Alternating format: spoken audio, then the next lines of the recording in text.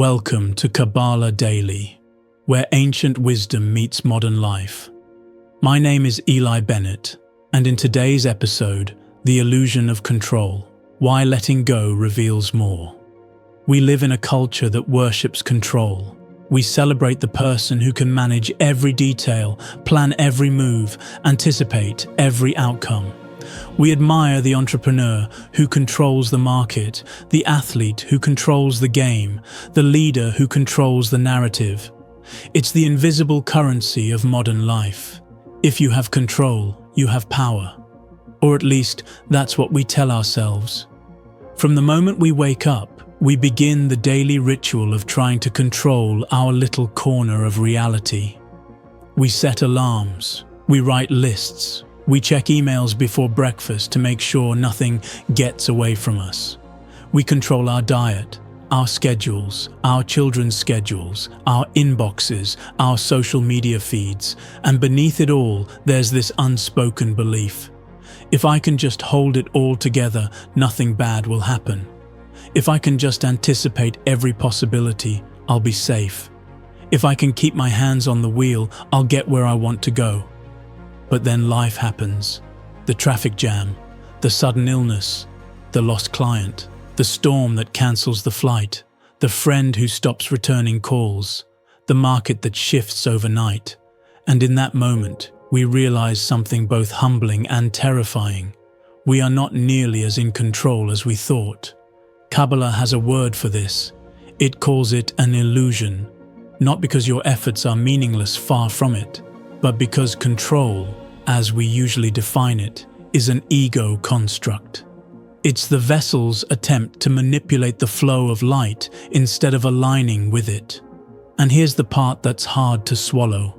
The more we try to grip reality into the shape we want, the more we cut ourselves off from the very flow that could bring us what we truly need. Let me tell you a story. A student once came to a great Kabbalist, distressed because everything in his life seemed to be falling apart. His business was failing, his health was declining, his family was distant. "Rabbi," he said, "I'm doing everything right. I'm working hard, I'm planning, I'm praying, but I feel like I'm losing control." The Kabbalist smiled gently and said, "Good. Now you can begin." That's the paradox. Letting go of control is not the end of your power, it's the beginning of your real power. The seduction of control. Why is control so attractive? Because it promises certainty. Certainty that if we do X, we'll get Y. Certainty that if we just work hard enough, plan well enough, prepare thoroughly enough, we can make life behave. And in small ways, this works. You study for a test and you usually do better. You practice the piano and you improve. You save money and you have more resources later. These experiences reinforce the belief that we can control outcomes. But life operates on multiple layers, and while you can influence certain variables, you cannot command the entire equation. The boss who promotes you may suddenly leave the company. The client you've nurtured for years may sell their business to someone who doesn't know you. The health you've carefully maintained may be altered by something you never saw coming. From a Kabbalistic perspective, the danger isn't in taking action. It's in mistaking your actions for the sole cause of results. That belief is like planting seeds and thinking you control the rain. Control versus influence. Kabbalah offers a subtle but profound distinction. You cannot control the light, but you can shape your vessel to receive it. That's influence. Control says, reality must match my design. Influence says, I will align with reality so its design can reveal itself to me. Control demands compliance from the world. Influence invites cooperation with the world. Control seeks to dictate terms. Influence seeks to read the terms already written into the fabric of life and work with them. The root of the illusion. Kabbalah traces our obsession with control all the way back to the Shevirat HaKelim, the shattering of the vessels. In the beginning, the vessel, our collective soul, was created to receive infinite light. But when it realized it was only receiving and not giving, it pulled away, breaking into countless fragments. Those fragments are us, individual souls, each carrying both the memory of infinite connection and the wound of separation. The ego's desire for control is an attempt to stitch the world back together on our own terms. It's like trying to reassemble a shattered vase with our bare hands, insisting that if we just hold the pieces tightly enough, they won't fall apart again, but the light doesn't flow through clenched fists. Letting go isn't losing. This is where many people misunderstand spiritual surrender. Letting go does not mean doing nothing. It does not mean abandoning goals or leaving it all to fate. It means shifting from outcome obsession to intention alignment. Instead of saying, "I must get this job or I've failed," you say, "I will prepare, I will show up fully, and I will trust that the role meant for me will reveal itself." Instead of saying, "I have to make this person love me," you say, "I will love openly and honestly, and I will allow the relationship to become what it is meant to be." Letting go means you stop demanding that reality obey you and start collaborating with reality so it can surprise you. Stories from real life. Think of the traveler who books a trip to a specific city for a specific event, only to have the event cancelled at the last minute.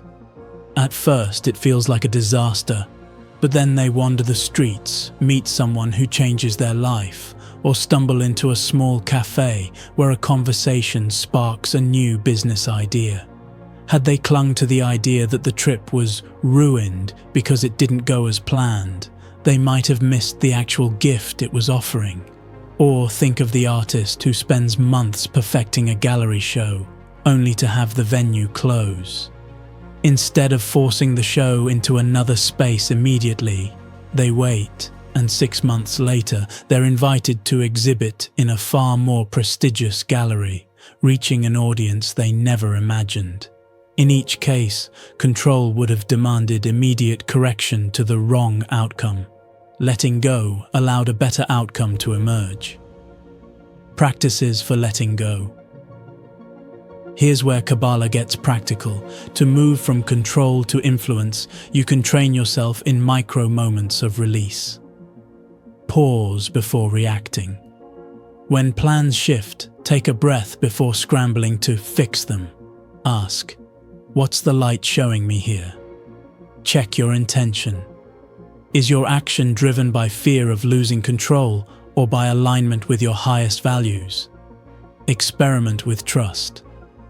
Pick one area of your life where you tend to overmanage, maybe your calendar, your partner's choices, or your team's workflow. For 1 week, step back just a little and watch what happens. Journal the detours. Keep a record of times when something went wrong but led to something unexpectedly good. Over time, this becomes proof that letting go doesn't mean losing. It often means gaining. Why this frees you? Control is exhausting.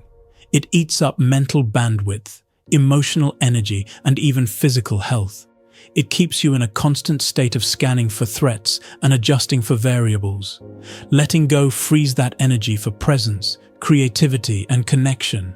When you stop demanding that the world bend to your will, you become less fragile. Every unexpected turn becomes a potential adventure instead of a crisis. Every detour becomes an invitation to see from a new angle. The spiritual power of surrender. In Kabbalah, surrender is not about giving your life over to randomness. It's about aligning with the deeper intelligence of the light. Imagine looking at a tapestry from the back. You see knots and loose threads, a tangle of colors with no pattern. That's life when you're too close to it. Step back. Release control over the individual threads, and the picture emerges. Surrender is trusting that even when you can't see the pattern is there. Final reflection. The illusion of control tells you that safety comes from holding on tightly. Kabbalah shows you that true safety comes from knowing you are held by the flow of the light, by the deeper order moving through every moment. Your role is not to command the river, but to shape your vessel so it can navigate the current with grace. When you live this way, the fear of losing control fades, not because life gets easier, but because you've learned to trust its unfolding. Thank you for tuning in to Kabbalah Daily. When you have seen everything, comment, "I am ready to receive," as our secret sign that you are a true follower of Kabbalah.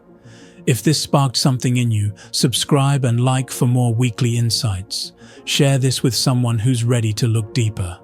Until next time, receive with intention, give with purpose.